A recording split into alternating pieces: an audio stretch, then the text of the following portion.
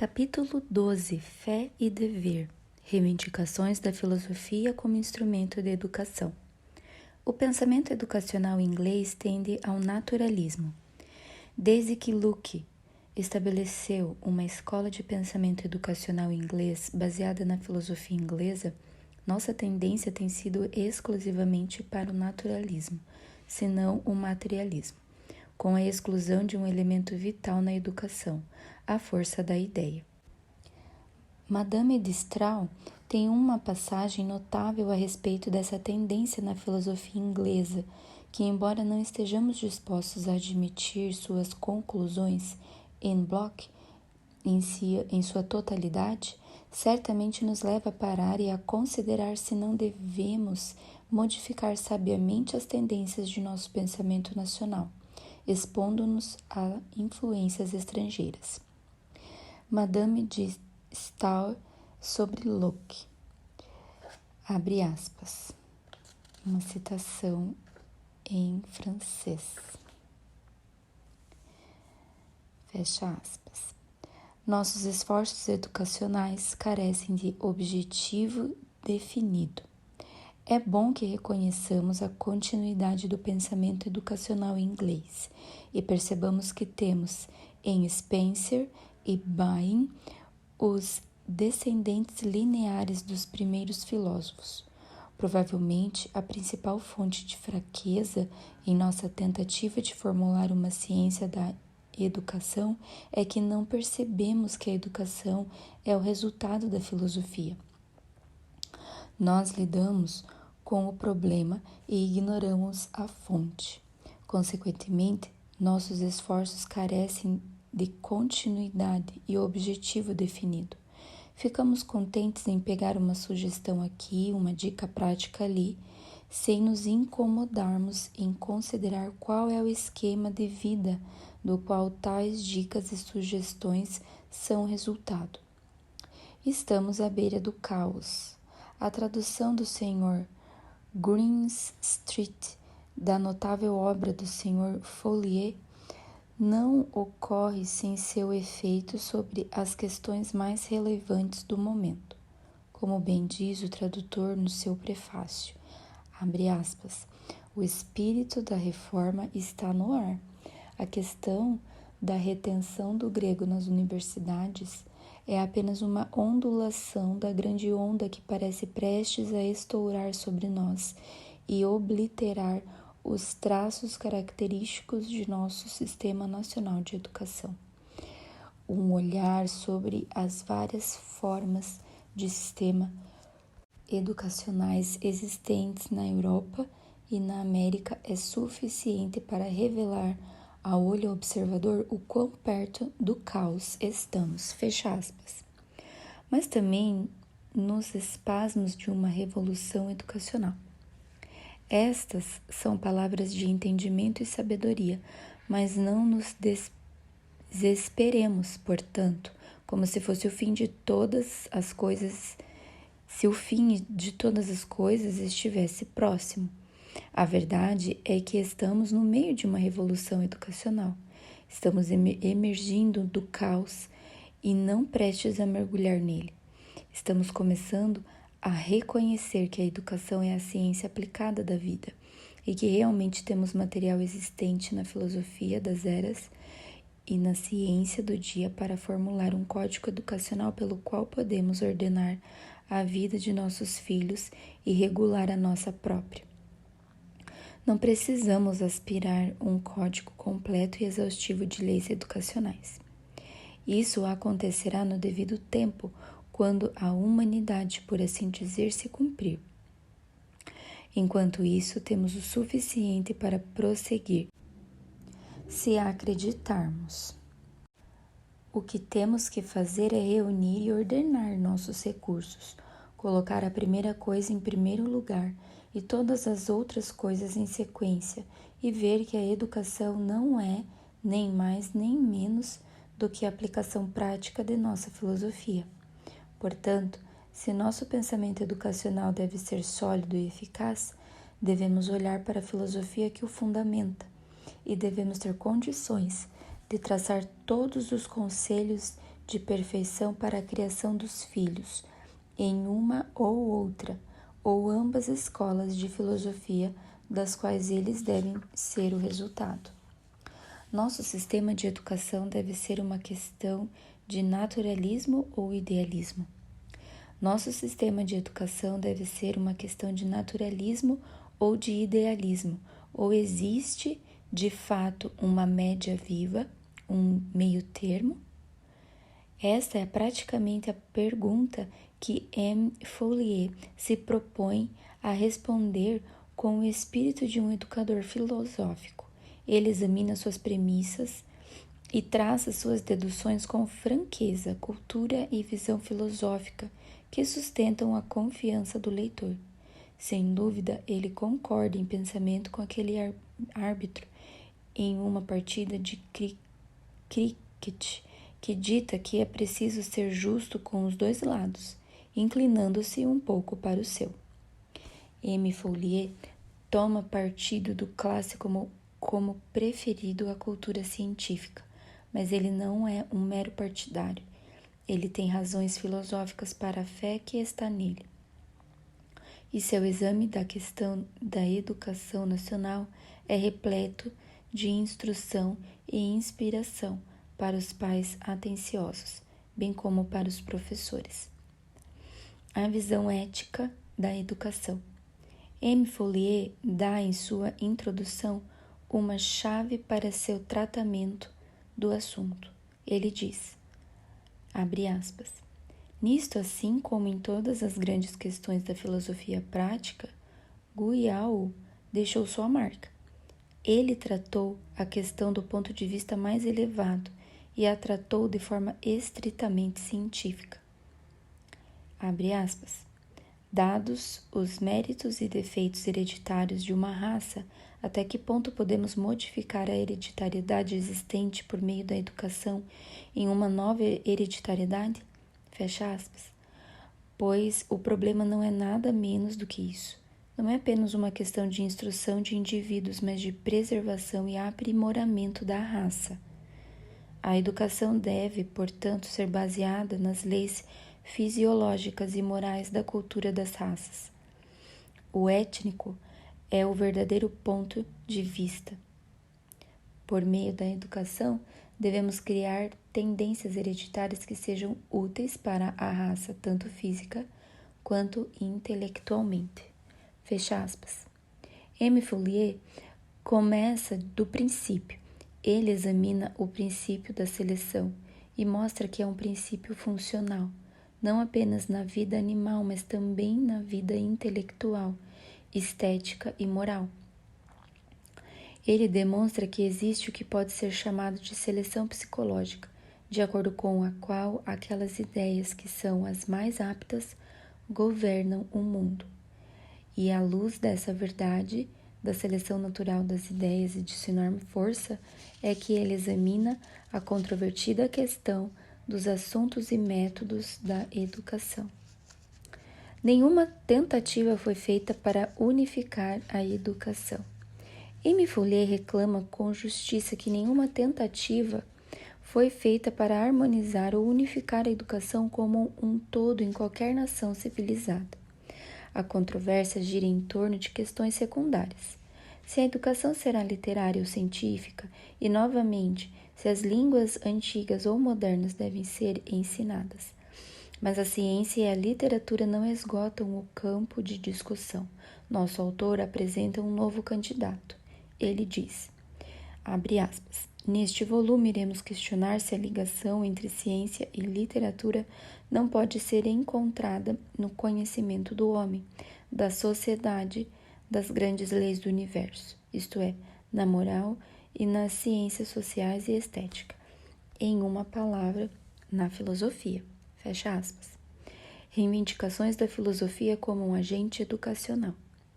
Entretanto, esta é a essência do ensino que temos trabalhado para desenvolver na Parents Union e suas razões agências e suas várias agências. O estudo adequado da humanidade é o homem. É um daqueles pensamentos para além do seu pensamento, sobre os quais os poetas refletem. e posso acrescentar meu testemunho pessoal ao fato de que em nenhum outro momento com o qual estou familiarizada é possível traçar uma expansão tão quase visível da mente e da alma do jovem estudante como neste da filosofia. Uma linha de pensamento peculiarmente interessante e original, desenvolvida de forma muito completa neste volume, é que, assim como a criança com uma inclinação individual deve ter essa inclinação encorajada e educada, da mesma forma, uma nação. Abre aspas. Se a ciência social rejeita todas as interpretações místicas do espírito comum que anima uma nação, de forma alguma rejeita a consciência refletida ou o palpite espontâneo possuída por todas as nações das funções que foram atribuídas a elas. Fecha aspas. Uma nação deve ser educada para exercer suas funções apropriadas. Aqui está uma sugestão muito frutífera. Pense na adequação de um esquema de treinamento físico, intelectual e moral baseado em nosso ideal do caráter inglês e do destino da nação inglesa. O capítulo sobre o poder da educação e da força das ideias, sugestões e hereditariedade é muito valioso, pois utiliza uma nebulosa flutuante de instituições que vêm sobre nós em conexão com as 101 maravilhas hipnóticas do nosso tempo. M. Follier afirma que o poder da instrução e da educação, negado por alguns e exagerado por outros, não sendo nada mais que o poder das ideias e sentimentos, é impossível ser muito exato em determinar desde o início a extensão e os limites de sua força. Este problema psicológico é a base da pedagogia. M. Follier negligencia a base fisiológica da educação. Numa palavra, M. Follier regressa corajosamente à filosofia platônica. A ideia é, para ele, o cerne de tudo na filosofia e na educação. Mas ele regressa de mãos vazias. A onda do naturalismo, agora talvez em decadência, não deixou nem restos, nem destroços para ele, exceto por fragmentos encalhados da teoria darwiniana. Agora é a esta onda de pensamento naturalista, materialista, como queira, que nós devemos a descoberta da base fisiológica da educação. Embora acreditássemos que o pensamento era puramente volátil, incapaz de impactar a matéria ou de ser influenciado pela matéria, nossas teorias da educação eram necessariamente vagas. Não conseguiríamos pegar nosso Ariel, como então poderíamos ensiná-lo? Mas agora os fisiologistas nos ensinaram que nosso espírito etéreo, teimoso, repousa com as pontas dos dedos dos pés, a qualquer custo, em solo firme. Mais ainda, o peso dele sobre seus pés não é tão leve a ponto de deixar pegadas, impressas naquele domínio do físico no qual estamos um tanto à vontade. Os pensamentos impalpáveis que pensamos deixam suas marcas na substância bastante palpável do cérebro, estabelecendo, segundo nos dizem os fisiologistas, conexões entre as células nervosas de que esse órgão é composto. De fato, para encurtar a história, o cérebro cresce naqueles usos que lhe são mais antigos e mais constantes. Esse fato abre uma função da educação que M. Follier dificilmente toca, a importantíssima função da formação de hábitos físicos, intelectuais, morais, como foi bem dito, semeie um ato, colha um hábito, semeie um hábito, colha um caráter, semeie um caráter, colha um destino. E uma grande função do educador é assegurar que os atos sejam tão regulares, propositais e metodicamente semeados que a criança colha os hábitos da boa vida no pensar e no fazer com o mínimo de esforço consciente. As moralidades menores tornam-se uma questão de hábito. Só agora estamos começando a descobrir como são benéficas as leis que governam nosso ser. Eduque a criança em hábitos corretos e a vida do homem correrá neles, sem o desgaste constante do esforço moral da decisão. 1, 2, 3 vezes por dia, ele ainda terá, sem dúvida, que escolher entre o curso mais alto e o menos alto, o melhor e o menos bom. Mas todas as moralidades menores da vida podem tornar-se habituais para ele. Ele foi criado para ser cortês, ágil, pontual, organizado, atencioso, e ele pratica essas virtudes sem esforço consciente. É muito mais fácil se comportar de maneira como está acostumado do que originar uma nova linha de conduta.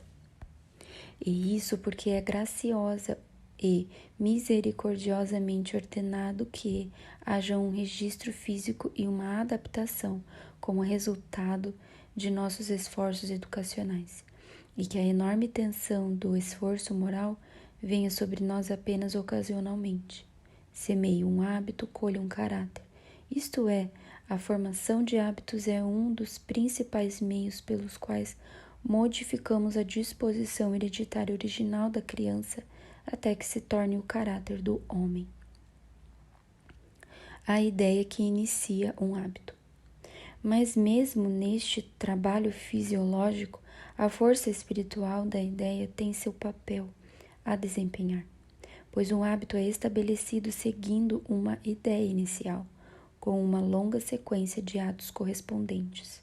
Você diz a uma criança que o grande duque dormia em uma cama tão estreita que não conseguia se virar, porque dizia ele: quando você quer se virar, é hora de se levantar.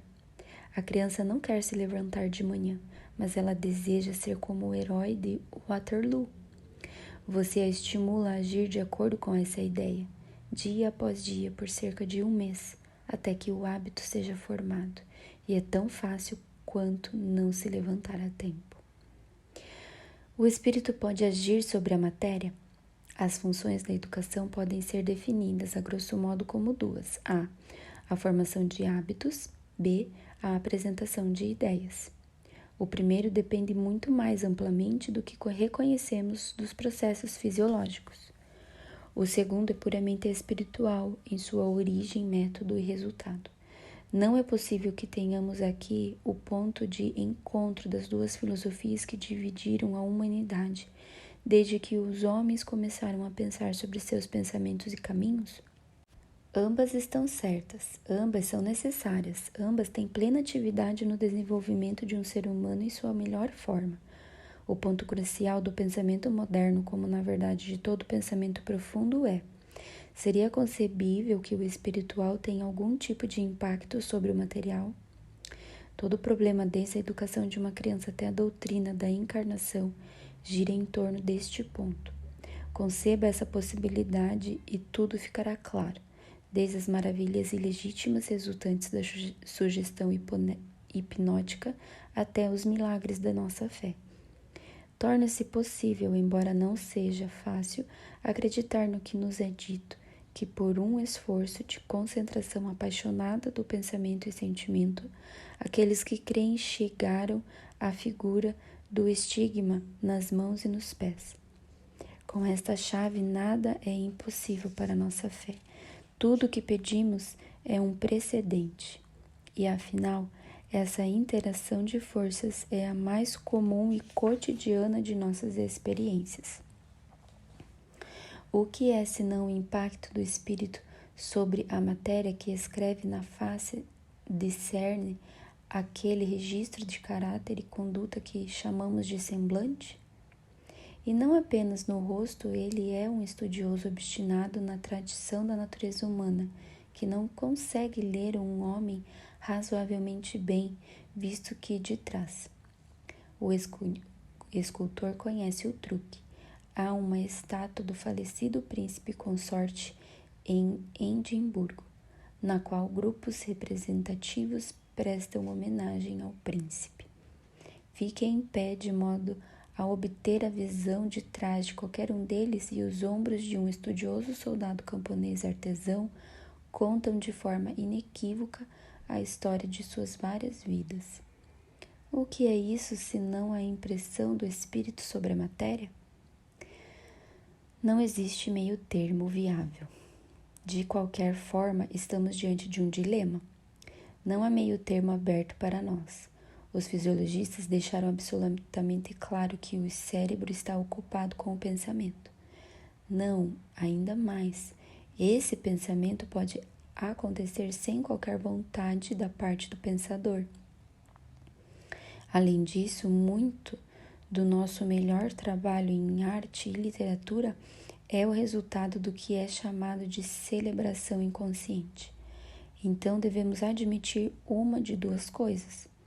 Ou o pensamento é um processo do cérebro material, mais um modo de movimento, como afirmam os materialistas, ou o cérebro material é o agente do pensamento espiritual que age sobre ele.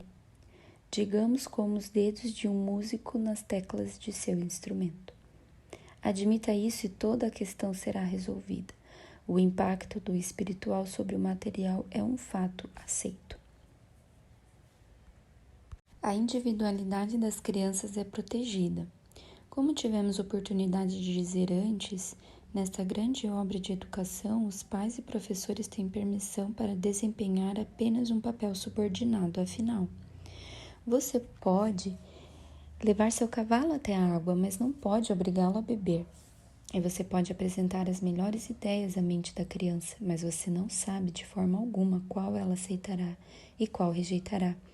E é ótimo para nós que esta garantia da sua individualidade esteja implantada na mente de cada criança. Nossa parte é fazer com que o seu canteiro educacional seja constantemente reabastecido com ideias adequadas e inspiradoras. E então devemos deixar que o próprio apetite da criança pegue o que ela desejar e o quanto ela precisar. De uma coisa devemos ter cuidado. O menor sintoma de saciedade, especialmente quando as ideias que apresentamos são morais e religiosas, deve ser encarado como um sério aviso. A persistência de nossa parte pode acabar em que a criança nunca se sente voluntariamente para provar daquele prato. A importância das ideias salientes. As limitações que vemos em nossas próprias capacidades nesta questão de apresentar ideias devem tornar-nos mais ansiosamente cuidadosos quanto à natureza das ideias apresentadas a nossos filhos.